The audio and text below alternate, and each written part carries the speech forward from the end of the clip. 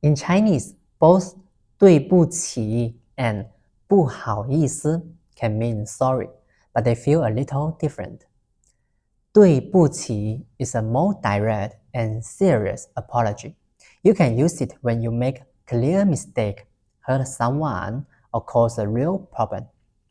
For example, 对不起，我错了。Sorry, I was wrong. 对不起，我忘了。Sorry, I forgot. 不好意思 sounds softer and more casual. It is commonly used for small mistakes, minor inconveniences, or slightly awkward situations. For example, 不好意思，我没听懂。Sorry, I didn't understand. 不好意思，我来晚了。Sorry, I'm late.